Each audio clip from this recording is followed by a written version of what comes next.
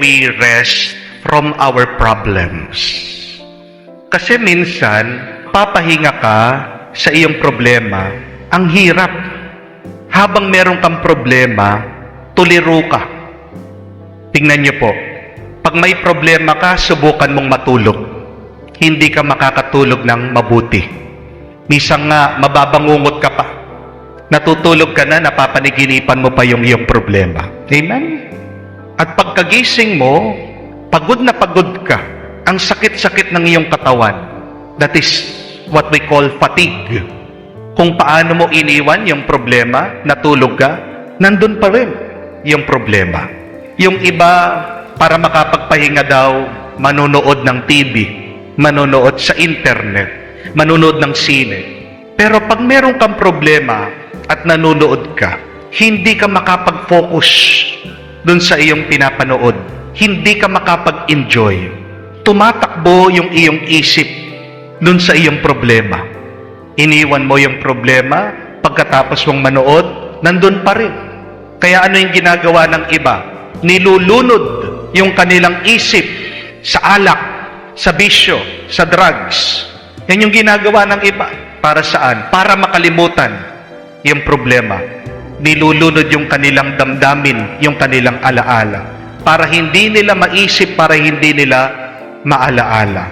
Pero, pagkatapos mong uminom, maghihimasmas ka, mas malaki pa yung iyong problema. Dahil may problema ka na, masakit pa yung ulo mo. Nagkakasakit pa yung katawan mo dahil sa pag-aabuso mo sa sarili mo. Kaya yung iba, para malibang, ano pa yung ginagawa? Sugal. Kaya lang pag natalo sa sugal, mas malaking problema. Paano ba makapagpahinga sa ating mga problema? Binibigyan tayo ng payo ng ating Panginoon. Dalawa lang pong bagay. Una, ang sinabi ng ating Panginoon, lumayo kayo. Let us go away by ourselves to a silent place, to a peaceful place. Habang ikaw ay nakababad sa iyong problema, hindi ka matatahimik, hindi ka mapapayapa, hindi ka mapapahinga. We must learn to separate ourselves from our problems and find our quiet place and find our peaceful, silent place. Kaya napakahalaga po, no? Kahit isang oras lang sa linggo, pumasok ka sa simbahan. The church should be our quiet place. Dapat tahimik. Kasi ito yung panahon mo para nilalayo mo muna yung iyong sarili para buuin mo ang iyong sarili. Pag ikaw kasi ay humaharap sa mga problema, di ba? Parang ikaw ay kakawatak-watak. When problems hit us, they break us. But how can you pick your broken self? You need to focus. And how can you focus? You need silence. Kailangan mong katahimikan. At hindi ka matatahimik habang nandun ka sa gulo ng iyong problema, habang nandun ka sa gulo ng iyong trabaho, habang nandun kayo dun sa gulo at hindi pagkakaintindihan sa pamilya. It's okay to go away sometimes. Yan yung pagkakamali po minsan ng mga nag-aaway na mag-asawa. Pag hindi magkaintindihan ang mag-asawa,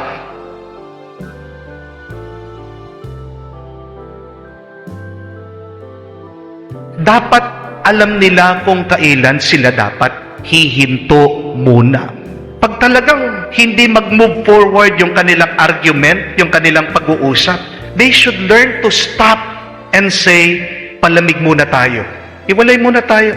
Pag malamig na yung ulo natin, pag medyo tahimik na yung puso natin, damdamin natin, doon tayo magbalik at mag-usap.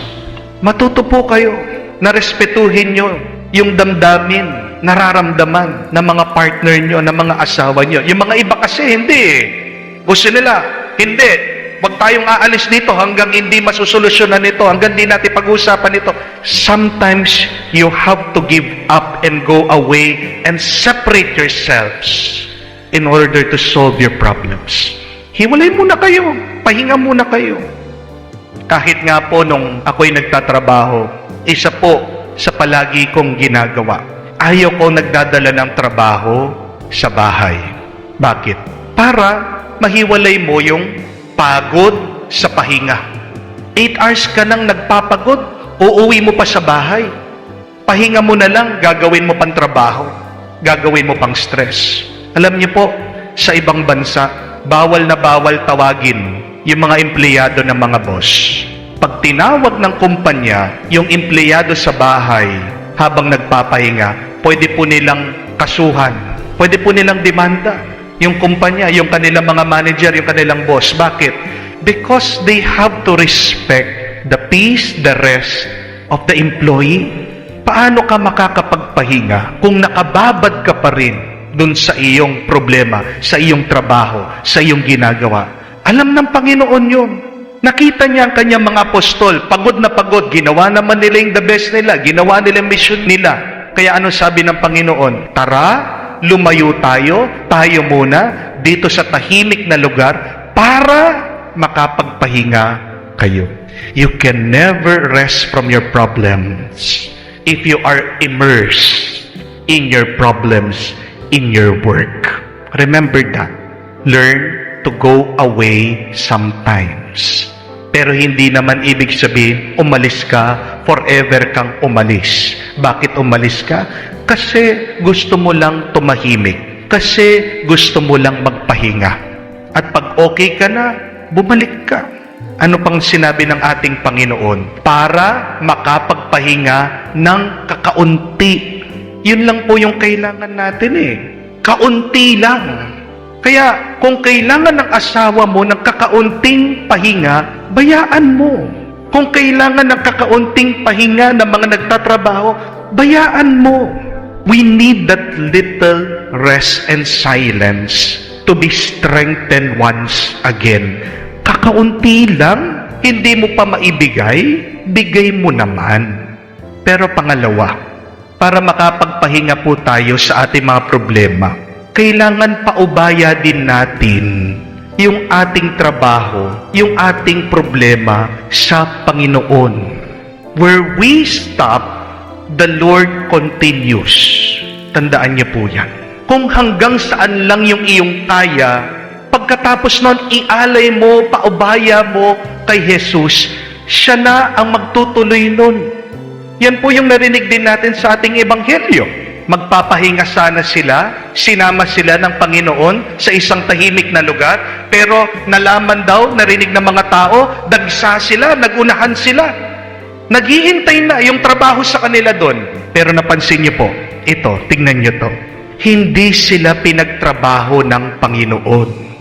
Nung nakita daw ng Panginoon ang napakaraming tao na kailangan bigyan ng pansin, na kailangan lapitan, na kailangan tulungan. Sinong nagtrabaho? Yung mga apostol na pagod? Hindi. Siya mismo. Bumaba siya sa bangka at tinuruan daw niya ang mga tao. Bakit ba napapagod tayo minsan sa problema? Kasi ginagawa natin, niyayakap natin lahat. Tayo lang. Hindi mo naman kailangan harapin lahat ng problema mong mag-isa. Kung hanggang saan lang yung kaya mo. At pag hindi mo na kaya, ang Panginoon kaya niya. Siya naman. Learn to give up some of your burdens and problems to the Lord. Where you stop, the Lord continues. Pag umaga, anong kailangan po nating gawin? Magpasalamat tayo. Yan ang magandang dasal. Pag-uumpisa ng araw. Pero pag tapos na ang araw, paggabi, anong kailangan nating gawin? Magtiwala. Magtiwala ka sa Diyos.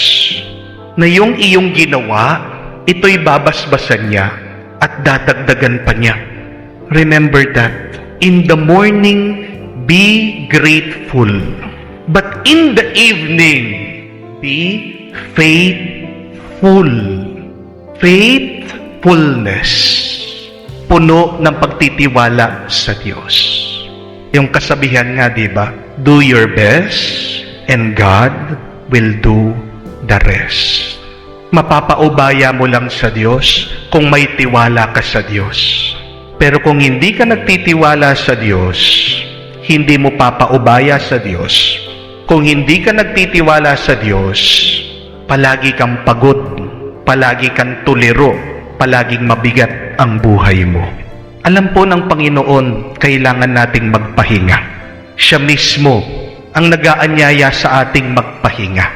Kaya bigyan mo naman ng konting panahon ang sarili mo ng katahimikan at punuin mo ng tiwala ang isip at puso mo. Kaya ng Diyos yan. Relax ka lang.